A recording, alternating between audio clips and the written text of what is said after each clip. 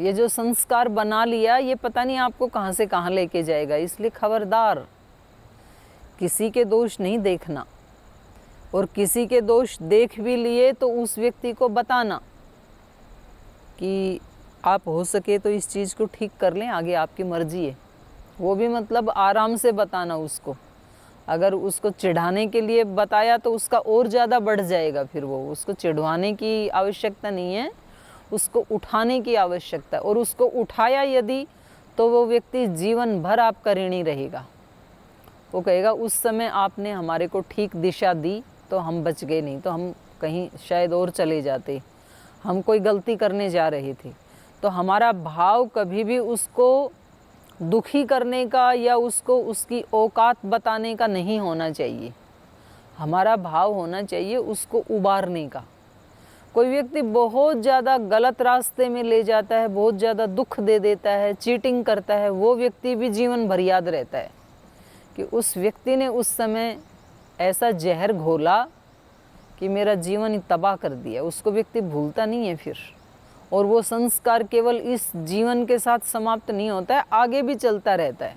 जिस आत्मा ने कोई हमारी हानि की है, हमारा नुकसान किया है, हमारे जीवन में तबाही लाई है, वो बदला लेने के लिए दोनों को दोबारा आना पड़ेगा, और किसी न किसी रूप में वो संबंधी बनेंगे और वो बदला चुकाएंगे। इसलिए हमें अभी जो पीछे का जो है उसको तो अभी भुगत के ख़त्म कर देना चाहिए, और आगे के लिए नए संस्कार, नए अकाउंट नहीं खोलने चाहिए। ये सात्विक सुख चुनने का फ़ायदा है, क्योंकि हमें पता नहीं चलता है कि हम कब छोटी छोटी त्रुटि करते हैं। कि इसी को कहा प्रमाद। यहाँ पर सुख तो मिलता है, लेकिन वो सुख दुख के लिए वो अपनी चेतना को, प्रकाश को ढक देने वाला है। आत्मन मोहनम, तो दूसरे को धोखा देना, दूसरे के साथ चीटिंग करना, दूध में पानी मिला देना। बोले दूध तो 5 लीटर ही था, 5 ही मैंने पानी मिला दिया तो 10 लीटर के पैसे आ गए। तो मैंने उन सबको बुद्धू बना दिया। उनको बुद्धू कहाँ बनाया? अपने आप को बना लिया। धोखा अपने आप के साथ कर लिया। तो हमें ये तामसिक सुख से तो मतलब तौबा ही कर लेना चाहिए। ये सब तामस सुख में आता है, जो आलस्य के कारण और प्रमाद के कारण। प्रमाद में फिर जो सक्रिय प्रमाद है ये सबसे ज़्यादा घातक है। हम कुछ गलत कर देते हैं और फिर हम खुश होते हैं, सुख मिलता है हमें। तो अब ये 3 प्रकार के सुख में से हम सात्विक की ही कामना करते हैं, और इसके बारे में फिर अब इसको प्राप्त कैसे करें इस पे चिंतन चलेगा। भाई सात्विक सुख तो चाहिए, पर सात्विक सुख मिले कैसे? तो सात्विक सुख के लिए फिर व्यक्ति को सात्विक होना पड़ेगा, उसके कर्म भी सात्विक हों, उसके विचार सात्विक हों, उसकी श्रद्धा सात्विक हो, वो जो कर रहा है वो सब उसका आहार सात्विक हो, उसका विचार सात्विक हो, व्यवहार सात्विक हो। तो कल हम आहार की बात कर रहे थे ना, तो कौन सा आहार सात्विक होता है, अब ये भी बड़ा चिंतन का विषय है। केवल कोई व्यक्ति दूध, दही, मक्खन, मलाई, रबड़ी, फल, जूस खा रहा है, वो व्यक्ति सात्विक आहार कर रहा है, ऐसा नहीं कह सकते। उसके साथ बहुत सारी चीज़ें जुड़ी हैं। अगर ये सारी चीज़ें भी कोई द्वेष भाव से खा रहा है, गुस्से में खा रहा है, तो वो राजसिक और तामसिक ही हो जाएगा फिर। तो इसके लिए कहाँ से शुरुआत करें सात्विक सुख की हम? तो हम इसके 17वें अध्याय से शुरुआत करेंगे। 17वें अध्याय में भगवान कृष्ण बता रहे हैं कि भाई आपको यदि सात्विक सुख चाहिए ना, तो काम ऐसे करो जो शास्त्र विधि के अनुसार, जो शास्त्रों ने बताए हैं कि हमें क्या करना चाहिए। 16वें अध्याय का 23 नंबर श्लोक है। यह शास्त्र विधिमुत्सृज्य वर्तते कामकारतः न स सिद्धिम अवाप्नोति न सुखम न पराम गतिम। कह रहे हैं कि जो लोग शास्त्र विधि का उल्लंघन करके और अपने मनमाने ढंग से जो काम करते हैं, यह शास्त्र विधिम उत्सृज्य वर्तते कामकारतः। लोग ऐसे बोल देते हैं, बोल जी ये मेरा पर्सनल लाइफ है, मैं इसको कैसे भी जीऊँ। भाई पहली बात तो ये है कि जो सोशल मनुष्य वैसे ही एक सोशल आत्मा है, उसको बहुत लोगों के संपर्क में रहना होता है। तो यहाँ प्राइवेट कुछ भी नहीं है, लेकिन ऐसे लोगों ने धारणा बना रखी है। टीचर हैं, बीड़ी सिगरेट शराब पीते हैं और आके छात्रों को पढ़ाते हैं। फिर उनसे पूछा कि जी आप या आकर के इनको पढ़ाते हैं तो इनके ऊपर क्या प्रभाव पड़ेगा, आप तो रोज़ाना शराब पीते। बोले वो मेरा पर्सनल लाइफ है, उससे क्या लेना देना। यहाँ तो सिलेबस की बात है, जो सिलेबस लगाए हुए मैं पढ़ा रहा हूँ, छुट्टी। तो ऐसे कह करके आप ये नहीं कह सकते कि वो मेरा पर्सनल लाइफ, उसमें मैं कुछ भी करूँ। आप पढ़ाने के साथ साथ वो भी दे रहे हैं यहाँ, जो आपका जीवन है। किसी व्यक्ति के अपने कोर्ट केस चल रहे हैं, तलाक चल रहे हैं, झगड़े चल रहे हैं घर में, और उस व्यक्ति को किसी के चरित्र निर्माण में लगा दिया, तो बोल जी ये मेरे को जो जो टिप्स दिए थे वो मैं करवा रहा हूँ, बाकी वो मेरा पर्सनल लाइफ है। तो यहाँ पर्सनल लाइफ कुछ नहीं होता है, सबका स्पिरिचुअल लाइफ ही होता है और सबका सोशल लाइफ ही होता है, क्योंकि हम सब कनेक्टेड हैं किसी न किसी रूप में। और ये सारे ब्रह्मांड से कनेक्टेड हैं हम, सूरज से, चांद से, वायु से, पृथ्वी से, आकाश से, मनुष्यों से, पूरे राष्ट्र से, पूरे वैदिक परंपरा से हम जुड़े हैं कहीं ना कहीं, और उसको हम डिनाई नहीं कर सकते। तो कुछ लोगों का ये होता है जी मेरे मन में आएगा वैसे करूँगा, मैं तो मेरा अपना लाइफ है ये। नहीं भाई, आपका अपना लाइफ नहीं है ये इसमें बहुत लोगों का सहयोग है, जो ये लाइफ आज आप अपना मान रहे हो ना। तो इसलिए आप ऐसे ढंग से जियो जिसके लिए शास्त्र आपको अनुमति देता है। तो शास्त्र ने 4 रास्ते बना दिए ना, तो जो भी आपकी योग्यता है, पात्रता है, आप उसमें से किसी एक को चुन लो। आपको ब्रह्मचर्य चुनना है कि आपको गृहस्थ चुनना है, या वानप्रस्थ या संन्यास। और 4 प्रकार के काम बता दिए वर्णाश्रम में, ब्राह्मण, क्षत्रिय, वैश्य, शूद्र। फिर जो एक चुन लिया उसके लिए जैसा शास्त्र कहता है वैसे जीना है। फिर उसमें आप यदि मनमानी करोगे तो ये कह रहे हैं ये शास्त्र विधिम उत्सृज्य वर्तते काम कारतः, जो मनमाने ढंग से जीवन जीना चाहते हैं, न से सिद्धिम अवाप्नोति, उनको कभी सफलता नहीं मिलती है। फिर वो मतलब ऐसे भ्रमित से ही और इधर उधर बस पूरा जीवन ऐसे ही बीत जाता है। वो रस्सा कस्सी वाला जो खेल है ना, कभी उधर गए कभी इधर गए। तो कह रहे हैं कि सिद्धिम न अवाप्नोति, उनको सफलता नहीं मिलेगी, न सुखम, सुख भी नहीं मिलेगा। अंदर अंदर से विचलन बना ही रहेगा, क्योंकि हम अपना मनमाना जीवन जी रहे हैं। तो मनमाना तो होता ही नहीं है। आप अध्यापक हैं तो आपके लिए शास्त्र ने जो नियत किया है कि अध्यापक ऐसे होने चाहिए, तो उसके इधर या उधर आप नहीं जा सकते हैं। आप यदि किसान हैं तो किसान को कैसा होना चाहिए ये शास्त्र ने निर्धारित कर दिया, आप इसके उधर या उधर नहीं हो सकते। बोलते किसान है, खेत में बीज बिखेर के आ गए, काटने के लिए चले जाएंगे, अब फिल्म देखेंगे। ये हमारी पर्सनल लाइफ है, हमें भी तो फिल्म देखने की इच्छा होती है। तो भाई किसान को फिल्म देखने की नहीं, अपने खेत को संभालने की आवश्यकता होती है। हमारे यहाँ एक कहावत है देहात में, खेती धनिया सेती। धनी मतलब मालिक, जब मालिक उसको सेता है, सेना मतलब देखभाल करना, तब खेती होती है। ऐसे नहीं है कि एक बार बीज बिखेर आए और फिर काटने के लिए गए कि अब काट करके और बोरी भर के लाएंगे गेहूं की, ऐसे थोड़ी होता है।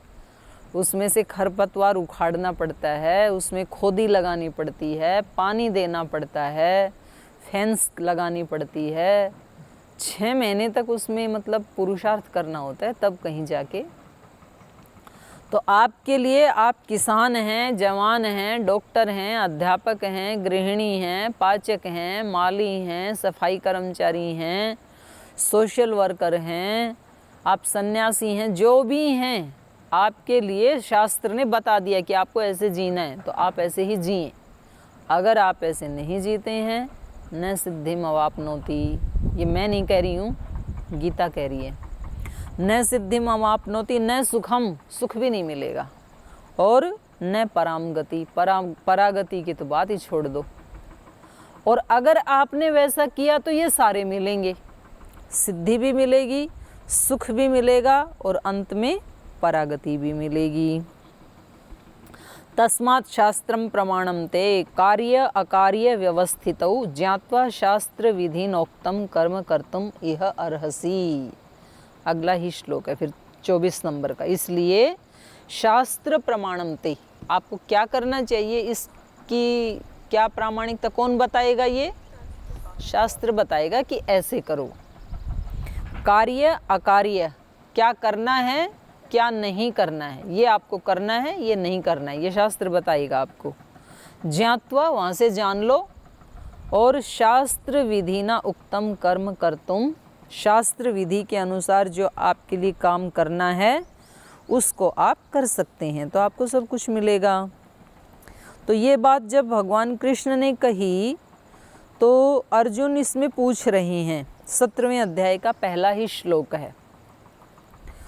अर्जुन पूछ रहे हैं, ये शास्त्र विधिम उत्सृज्य यजन्ते श्रद्धयान्विता तेषां निष्ठा तु का कृष्ण सत्वम आहो रजस्तमः। ये पूछ रहे हैं कि भाई जिन्होंने शास्त्र नहीं पढ़े, वो शास्त्र पढ़े हुए तो उनको तो मालूम है कि भाई शास्त्र में क्या कहा है क्या नहीं। और अगर किसी ने शास्त्र नहीं पढ़ा, शास्त्र विधि नहीं जानते हैं, तो उसको छोड़ करके लेकिन श्रद्धा है उनकी, वो जो कर रहे हैं ना उस काम में उनकी श्रद्धा है, तो उनके लिए आपका क्या कहना है? ऐसे अर्जुन पूछ रहे हैं। तेषाम निष्ठा का, उनकी कौन सी निष्ठा है? सात्विक निष्ठा है या राजसिक निष्ठा है या तामसिक निष्ठा है? उनका क्या हाल होगा जो नहीं जानते हैं? तो इसका उत्तर दे रहे हैं ये कह रहे हैं कि अर्जुन, श्रद्धा भी 3 प्रकार की होती है। क्योंकि जैसे हमने सात्विक सुख को चुना, तो सात्विक सुख को चुनने के लिए फिर हमें सात्विक कर्म भी करने पड़ेंगे। सात्विक कर्म करने के लिए पहले सात्विक श्रद्धा होनी चाहिए। हम वही करते हैं जिसमें हमारी श्रद्धा होती है। यदि श्रद्धा नहीं है तो हम वो काम नहीं करेंगे। फिर व्यायाम कौन करते हैं? जिनकी व्यायाम में श्रद्धा होती है। व्यायाम में श्रद्धा ही नहीं है तो व्यायाम क्यों करेगा व्यक्ति? तो इसलिए इन्होंने पूछा, अर्जुन ने, ये कि केवल श्रद्धा हो और शास्त्र विधि को नहीं जानते हैं और फिर उसको करें। मान लो कि कोई असुर है और उसको, या आतंकवादी है कोई, आज की भाषा में बोलें तो, और उनको आतंकवाद फैलाने में बहुत श्रद्धा है, पूरी निष्ठा से काम करते हैं वो भी, तो कह रहे हैं कि उन्होंने शास्त्र तो पढ़ा नहीं और वो पूरी श्रद्धा से, पूरे मेहनत से, पुरुषार्थ से अपना वो काम करते हैं। तो उनकी क्या हालत होगी? उनकी श्रद्धा किस में आएगी? राजसिक होगी या सात्विक या तामसिक? क्योंकि पूरी श्रद्धा से लगे हैं, जिस काम में लगे हैं। चोरी करने वाला पूरी श्रद्धा से चोरी करता है, मतलब छोटा सा भी कोई सुई जितना भी कोई ऐसे छोड़ता नहीं है प्रमाण कि वो पकड़ा जाए। श्रद्धा तो पूरी है उसकी, लेकिन शास्त्र उसने जाना नहीं, उसको नहीं पता कि चोरी करना शास्त्रोक्त है या नहीं है, ये उसको पता नहीं। तो श्रद्धा से जो कर रहे हैं तो उनका क्या हाल होगा? ऐसे अर्जुन ने पूछा। तो ये उत्तर दे रहे हैं, त्रिविधा भवति श्रद्धा देहिनाम, ये जो मनुष्य हैं, शरीर धारण करने वाले हैं, उनकी 3 प्रकार की श्रद्धा होती है। सा स्वभावजा, और वो स्वाभाविक होती है। देखो जो मनुष्य है ना, वो उनका जो भगवान ने डिजाइन बनाया है वो होते हैं श्रद्धामय। ये स्वयं ही बताएंगे 3रे श्लोक में, श्रद्धामयो अयम पुरुष यो यत् श्रद्धा से एव सह। पशु जो होते हैं वो स्वाभाविक ही भोग प्रधान होते हैं और मनुष्य जो होते हैं वो स्वाभाविक ही श्रद्धा प्रधान होते हैं। उनमें किसी ना किसी चीज़ के प्रति श्रद्धा होती है और वो शुरू से ही होती है। और वो शुरू से इसलिए होती है जो पिछले जन्म में किया वो संस्कार, जिन संस्कारों की प्रधानता है वो इस समय भी उसकी श्रद्धा उसी में होगी। तो वो बचपन से ही अलग अलग वो दिख जाते हैं लक्षण बच्चे में। तो 3 प्रकार की श्रद्धा होती है। त्रिविधा भवति श्रद्धा देहिनाम सा स्वभावजा, स्वभाव से ही होती है, स्वाभाविक ही होती है किसी में। इसीलिए मैंने आपसे उस दिन ये प्रश्न पूछा था कि आपको सबसे ज़्यादा आनंद किस काम को करने में आता है। इसके पीछे पूछने का अभिप्राय ये था कि जिस काम को करने में आनंद ज़्यादा आता है, समझ लो कि वो उसके संस्कार पिछले जन्म से भी आ रहे हैं, तो वो आपने पहले भी किया है। तो अब आप उसका संबल पकड़ करके और अपने डायरेक्शन को चेंज कर सकते हैं। मान लो आपके अंदर कोई पुरुषार्थ करने का तो बहुत ज़्यादा आपके अंदर गुण है, तो इसका मतलब आप पिछले जन्मों में भी पुरुषार्थ करते रहे होंगे, लेकिन इस समय आप पुरुषार्थ ऐसा कर रहे हैं अनप्रोडक्टिव, जिसमें कोई उत्पादकता नहीं है। तो अब आप उस चीज़ को जान करके कि मेरे अंदर पुरुषार्थ के संस्कार हैं, अब आप अपने डायरेक्शन को चेंज करके किसी ऐसे काम में लगा सकते हैं कि जिससे बहुत ज़्यादा आउटपुट आए। अब पुरुषार्थ तो बैल भी करता ही है, कोल्हू का बैल, लेकिन कहाँ पहुँचता है? कहीं भी नहीं पहुँचता। बस जहाँ से चक्कर काटना शुरू किया था शाम तक वहीं रहता है वो। पुरुषार्थ तो किया ही है, लेकिन डायरेक्शन क्या है? गोल गोल घूम रही है डायरेक्शन। एक दिशा में यदि चलता तो कई किलोमीटर आगे चला जाता। तो आपको कौन सा काम करने में सबसे ज़्यादा आनंद आता है? उस चीज़ को पकड़ के अब आप उसको सही दिशा में लगा सकते हैं, उस गुण को। तो कोई ना कोई गुण सब में है, क्योंकि इतने जन्मों से चले आ रहे हैं, तो जो किया है उनमें से किसी एक चीज़ की तो प्रधानता होती ही है, किसी ना किसी चीज़ की। तो बोल जी किसी की सोने में ज़्यादा आनंद आता हो तो ये तो प्रमाद का हो गया ना संस्कार। तो इससे वो कैसे आगे बढ़ेगा? मतलब जब देखे उसको सोने में बड़ा आनंद आता है। तो बोल जी मेरे को तो सबसे ज़्यादा आनंद आता है सोने में। जब पता चले कि बस आज कोई काम नहीं है तो बस आनंद सा आ जाए। आज छुट्टी है, आज संडे है और कोई एक्टिविटी नहीं है, तो बोले इसको कैसे करें?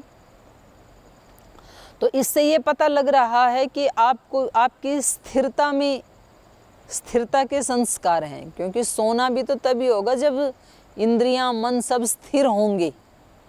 तो अब आप इस स्थिरता का सदुपयोग कर दो। महापुरुषों ने बताया कि जो किसी व्यक्ति की वीकनेस होती है ना, वो ही उस व्यक्ति की पावर भी होती है। उसकी डायरेक्शन चेंज करनी होती है बस। अब किसी व्यक्ति की वीकनेस ये है कि उसके अंदर बहुत मोह है, संसार के प्रति छोड़ नहीं पा रहा है। तो यही मोह तो कालिदास के अंदर था। तो अपनी पत्नी से रात को अंधेरे में मिलने के लिए गई, नदी पार करके गई। नदी में कोई नौका नहीं थी और कोई मुर्दा वहाँ तैर रहा था, उसी को नौका मान के उसी पे बैठ के उस पार चले गए। उस पार गए तो उसके कमरे में चढ़ने के लिए सीढ़ियाँ नहीं थी, तो कोई सर्प लटक रहा था, उसको रज्जू समझ के उससे चढ़ गई। इतना मोह। तो फिर वहाँ गए तो पत्नी जी ने डांट दिया, बोले दिमाग खराब हो गया, बारिश हो रही है, बादल गरज रहे हैं, अंधेरा है और मेरा ये हड्डी मांस का शरीर, इसमें इतनी आसक्ति, घर परिवार वाले नीचे सो रहे हैं, जग गए तो क्या कहेंगे। इतनी आपकी प्रीति यदि भगवान में होती तो कितना अच्छा होता। तो बस यू टर्न हो गया जीवन का। बोले ठीक है फिर। अस्थि चर्ममय देह मम तामे ऐसी प्रीति, ऐसी जो श्री राम में होती तो जग से भव भीति या भव जो भी है भव से तर जाते, ऐसी भगवान में प्रीति होती तो ये उसकी वीकनेस थी। लेकिन उसी वीकनेस को क्या बना दिया? पावर बन गई। वो प्रीति भगवान में जुड़ गई। तो जिस व्यक्ति की जो वीकनेस होती है वही उस व्यक्ति की शक्ति भी होती है। इसलिए मैंने कहा था कि सबसे ज़्यादा अच्छा आपको कब लगता है, तो उसके संस्कार हैं। ये बात ये कह रहे हैं कि ये जो श्रद्धा है ये 3 प्रकार की होती है और सा स्वभावजा भवति, वो स्वाभाविक होती है। किसी किसी व्यक्ति को बचपन से ही कोई चीज़ बहुत अच्छी लगती है, तो कह रहे हैं ये स्वभाव से ही सात्विकी, राजसी, तामसी चैव, ये 3 प्रकार की श्रद्धा होती हैं। ताम श्रृणु, अब उनको सुनो मेरे से। राजसिक श्रद्धा क्या होती है, तामसिक क्या होती है, सत्व क्या होती है। आगे कह रहे हैं तीसरे श्लोक में, सत्वानुरूप सर्वस्य श्रद्धा भवति भारत, श्रद्धामयो अयं पुरुष यो यत् श्रद्धः स एव सः। सत्वानुरूप सर्वस्य, सब लोगों की श्रद्धा सत्वानुरूपा भवति, सत्व के अनुरूप होती है। सत्व का मतलब है यहाँ पर बुद्धि, अंतःकरण। ये है 17वें अध्याय का तीसरा श्लोक। मैं लगातार ही पढ़ रही हूँ 17वें अध्याय का ना, ये पूरा ही पढ़ जाते हैं क्योंकि हमें सात्विक सुख चाहिए ना। तो इसमें सब तीन प्रकार की चीज़ें बताई हैं। 3 प्रकार की श्रद्धा, 3 प्रकार का यज्ञ, 3 प्रकार का तप, 3 प्रकार का भोजन, 3 प्रकार का दान। तो ये मतलब व्यवहारिक है बहुत, तो ये जानने जैसा है, तो इसलिए मैंने 17 से शुरू कर दिया ये। तो ये कह रहे हैं सब मनुष्यों की श्रद्धा, सर्वस्य श्रद्धा सत्वानुरूपा भवति, अपनी बुद्धि के अनुसार, अंतःकरण के अनुसार, ज्ञान के अनुसार होती है। जैसी जिसकी समझ वैसी उसकी श्रद्धा। श्रद्धामयो अयम पुरुष, या तो उसकी राजसिक श्रद्धा होगी या तामसिक होगी या सात्विक होगी, लेकिन ये पुरुष क्या है, स्वभाव से ही श्रद्धामय। और पशु स्वभाव से ही क्या है, भोगमय, उसकी भोग की इच्छा होती है। तो ये मनुष्य का व्यक्तित्व कैसा है, यो यत् श्रद्धा स एव सः, जैसी जिसकी श्रद्धा वैसा उसका जीवन, वैसा वो व्यक्ति। सात्विक श्रद्धा है तो सात्विक व्यक्ति, सात्विक जीवन। राजसिक श्रद्धा है तो राजसिक व्यक्ति, राजसिक जीवन और राजसी की उपलब्धि होगी। और तामसिक श्रद्धा है तो तामसिक व्यक्ति, तामसिक विचार, तामसिक आहार, तामसिक जीवन, तामसिक सुख। जो जैसा उसको वही मिलेगा। तो आगे बता रहे हैं चौथे में कि सात्विक श्रद्धा कौन सी होती है। अर्जुन ने पूछा सात्विक श्रद्धा कौन सी होती है। यजन्ते सात्विका देवान् यक्ष रक्षांसि राजसाः प्रेतान् भूतगणाश्चान्ये यजन्ते तामसा जनाः। तीनों प्रकार की श्रद्धा बता दी।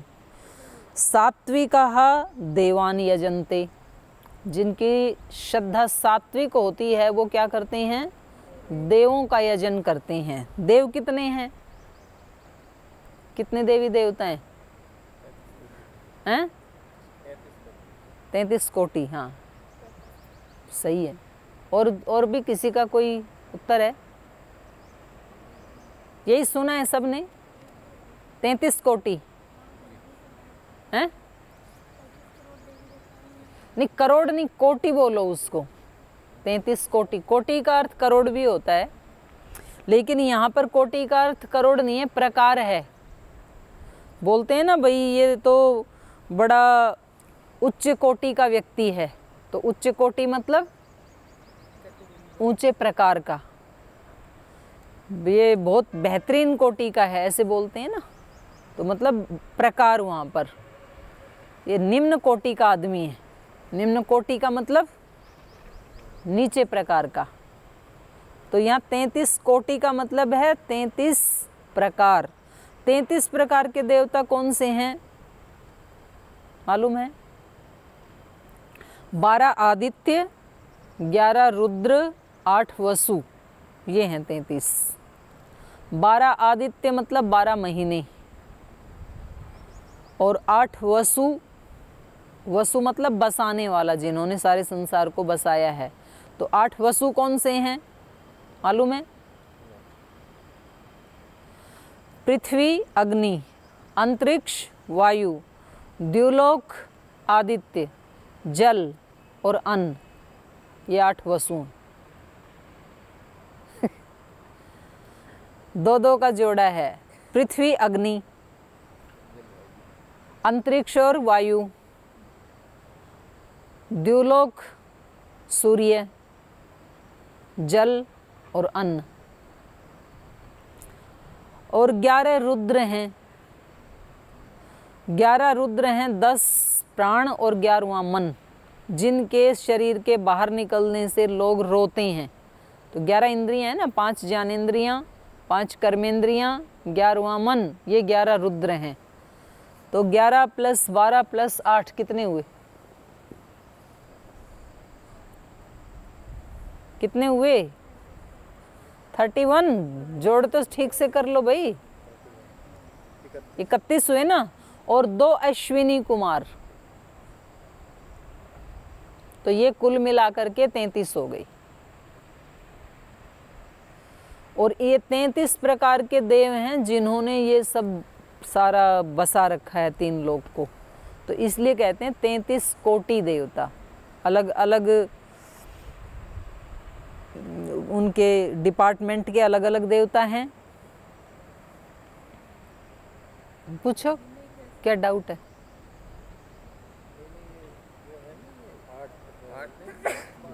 वसु कितने हुए? 7 हुए। कौन कौन से? 2 ना, जलवायु नहीं, जल बाद में बोला है मैंने। पृथ्वी के 2 ले लो, पृथ्वी, अग्नि, अंतरिक्ष, वायु, आगे द्युलोक सूर्य, 6 जल और अन्न।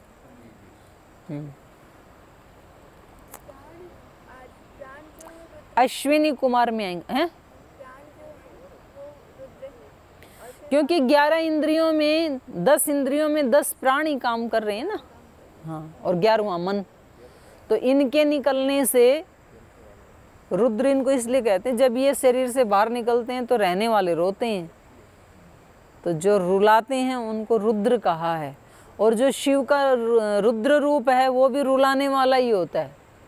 तो बोलते हैं ना भाई, उन्होंने रुद्र रूप धारण कर लिया। रुद्र रूप का मतलब है तांडव करने लग गए।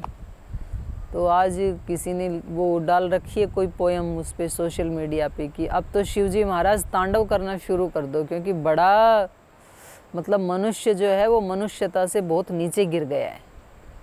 मतलब एक तो मनुष्य है जो गर्भिणी हथनी को विस्फोटक चीज़ खिला के मार रहा है, गाय को विस्फोटक चीज़ खिला दी, उसका मुंह लहूलुहान है।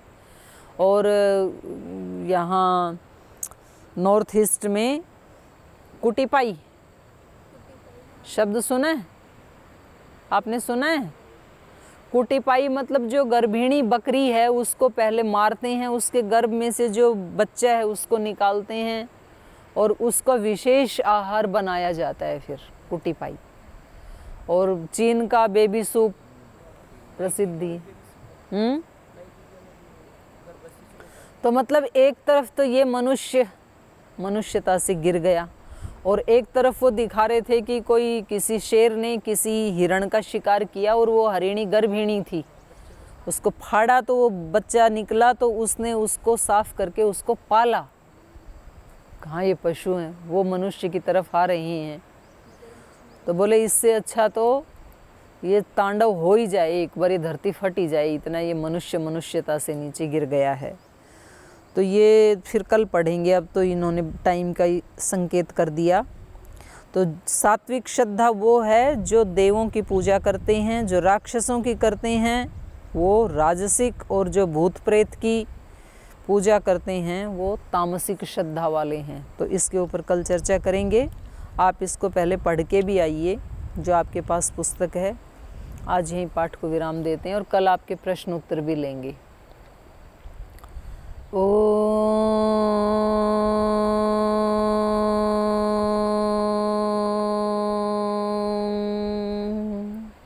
शांति शांति शांति। श्री गुरुभ्यो नमः।